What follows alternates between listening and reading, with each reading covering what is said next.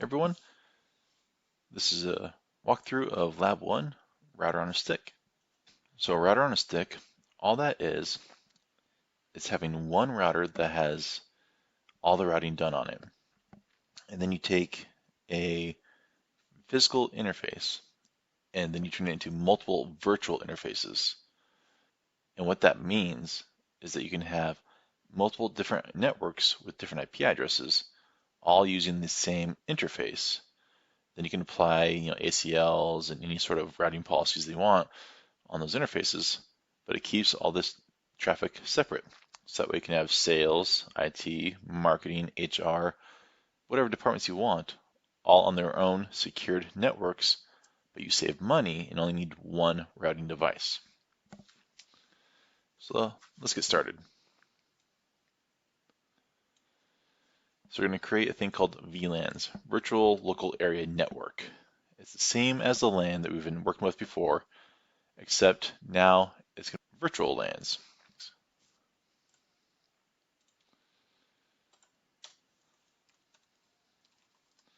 Let's just name it real quick.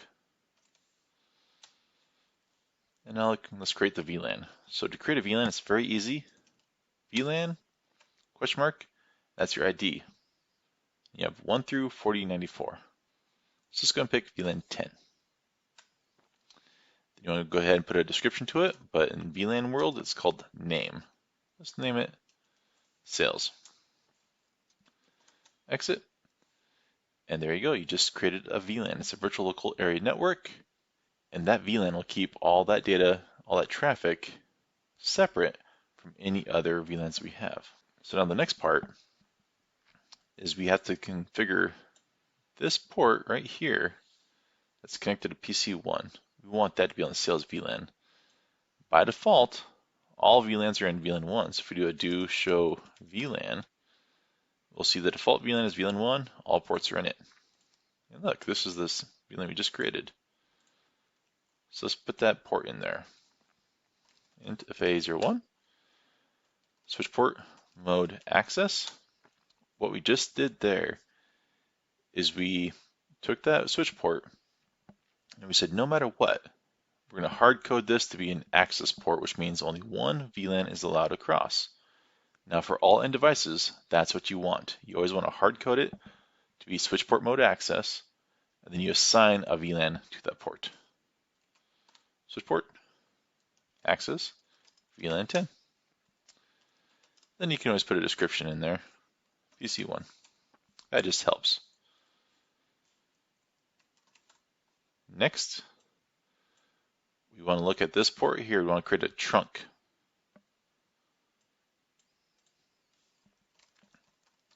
So we go to that port, switch port mode trunk, and that's it.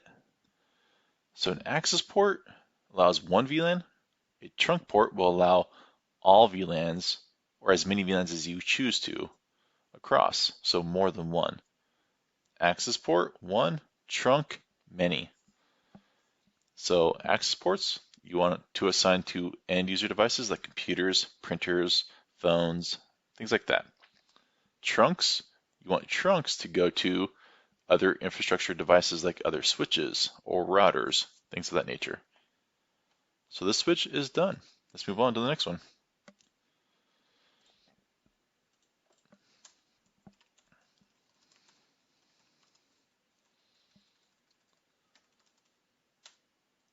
Whoops, let's put in S2. So this switch is going to be a little bit more complicated because it's in the middle. So the first thing we have to do is create all the VLANs.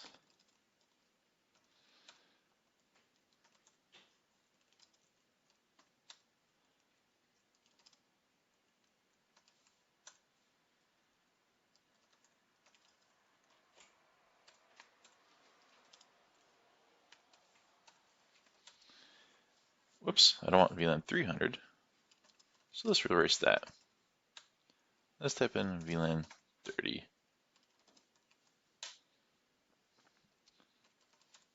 Do show VLAN. We got our VLANs 10, 20, and 30.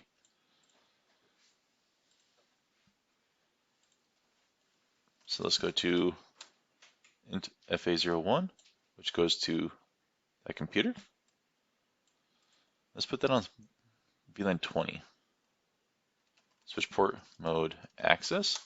Because it's an user device, we want it to be an access port and only allow one VLAN across. Switch port access VLAN 20. Now we have to go and configure a trunk on this port and this port and this port. So int FA024, let's bring that up real quick. Switch port mode access. Oops, we don't want that. Trunk.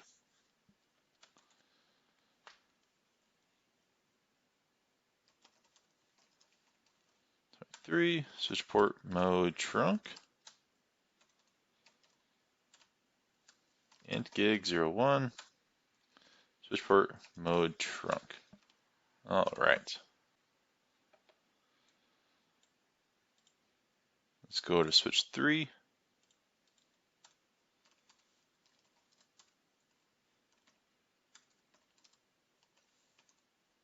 the same thing. VLAN 30, name HR, int FA01, mode access.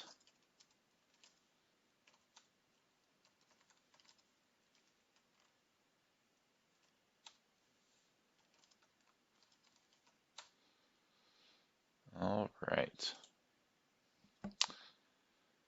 And now we have to go do the computers.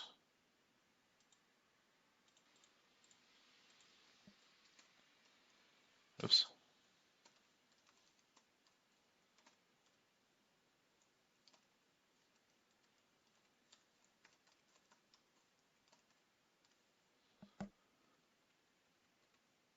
There we go.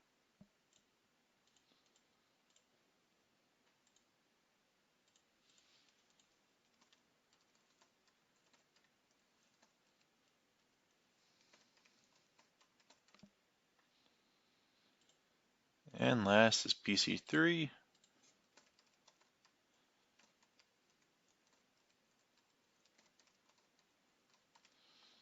All right, so now if we try to ping from PC3, which is this IP address, to PC1, which is that IP address, it should not work.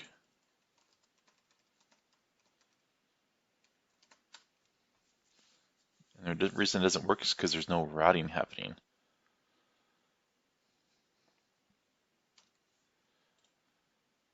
Now let's go to the router and check this out.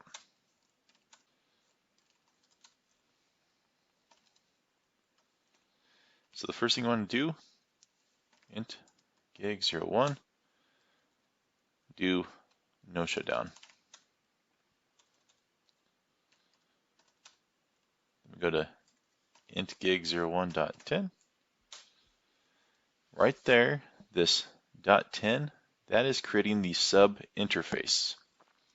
This is the physical interface. This is the sub interface. You can see you have the sub IF in there. Now, sub interface, it's just like any other interface. You configure it just as you would a physical interface.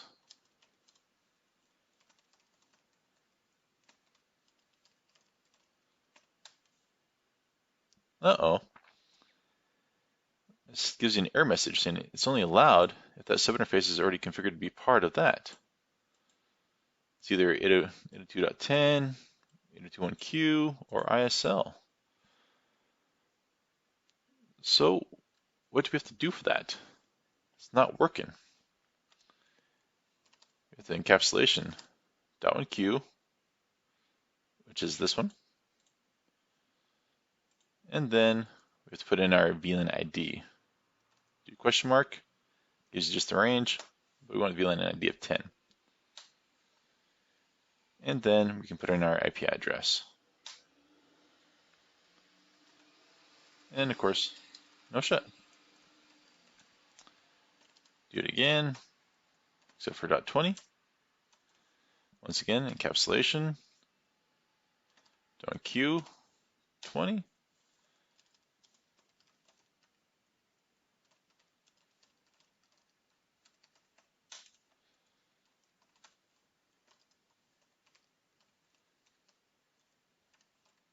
Do the 30. So what we're seeing with these encapsulation .1q, 20, 30s, we're assigning the VLAN ID to this encapsulation method for the trunk. By default, most switches uses .1q. .1q is the standard for trunks. So we just assign all trunks .1q and you're good to go.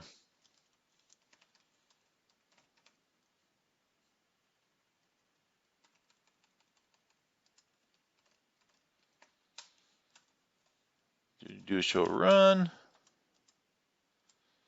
We can see everything is looking good.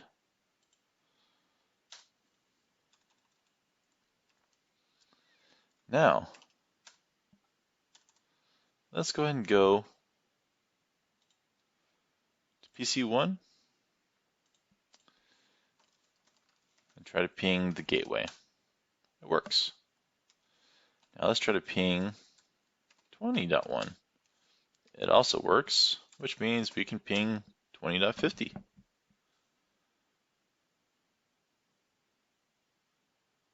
There it is. Now let's just see if we can ping 30.50.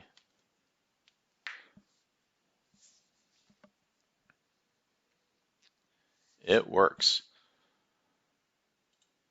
So what is happening is PC1 sends out a ping. It goes to its gateway, which is this router. This router will do routing internally to itself, meaning it'll take traffic that comes in on this interface, and it'll pass it to this interface or this interface, and then send it on its way. So that is router on a stick. It's very basic, very simple. You have one routing device and everything kind of just flows through it. And that one routing device has multiple sub-interfaces to separate all the traffic.